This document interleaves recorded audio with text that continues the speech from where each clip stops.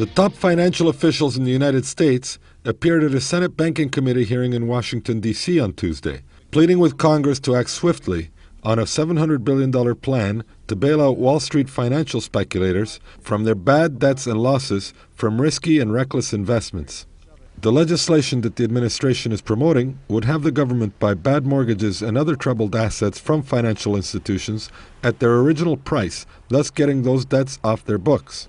The plan would also give the Treasury Secretary unprecedented powers to spend while offering virtually no oversight. Many legislators were skeptical. I do not believe, however, that we can solve this crisis by spending a massive amount of money on bad securities. The prospects for legislation seemed strong, with lawmakers eager to adjourn this week or next for the elections. The Real News spoke to Nomi Prins. I think the package is actually not just reckless, it's insane for a lot of reasons. One is because the transfer, not just merely of taxpayer money to purchase all of these junky, worthless mortgage securities, but because nor Congress, nor the Treasury, nor the Fed seem to understand just what these securities are comprised with to begin with. The rush that Paulson and Bernanke and bipartisan senators are in to pass some sort of a package is astonishing, given that the rush to create these securities to begin with in such a volume on Wall Street was the reason that we're in this mess to begin with.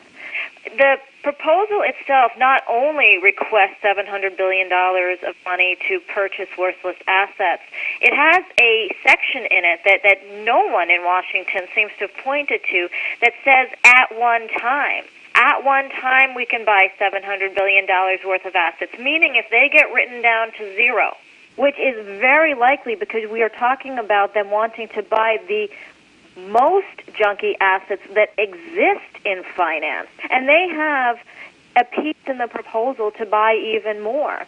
So Congress will have to approve this deal. Congress is going to approve this. The irony is they're not even discussing whether the number is the right number. That's not even a part of the conversation. Should it be $700 billion? Should it be $200? Should it be $2? Should it be There's no conversation even as to why and how that number, which is arbitrary and yet large, has even been determined. There's only a conversation about how quickly the number should be approved, even with some of the Democrats putting forth statements like, we will need to tie this to regulation, we will need more oversight, we might want to tie this to excessive golden parachutes for the CEOs that have been ejected from the posts of firms for which they lost billions of dollars.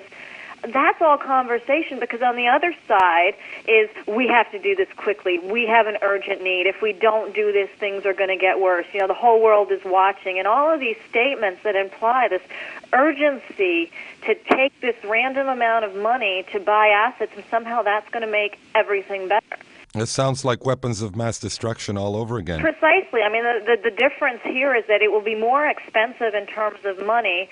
It will fortunately not be more expensive in terms of lives, but it is certainly being created with the same kind of fabricated hysteria and urgency that propel us as a country to make really stupid decisions.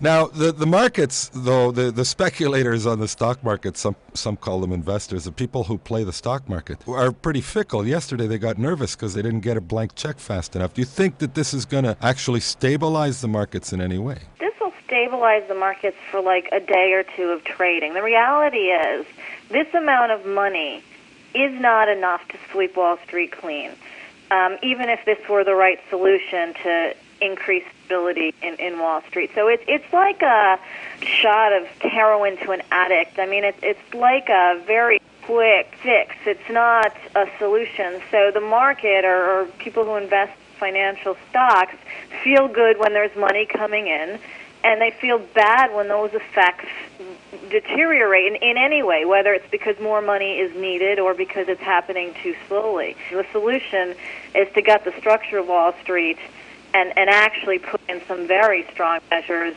like the kind that the Glass-Steagall Act in 1933 put in, which is dissecting risk from consumer assets. But that is not being discussed at all in Washington, except by Senator Brian Dorgan, who's the only one who seems to be mentioning the act, and unfortunately doesn't lead the committee.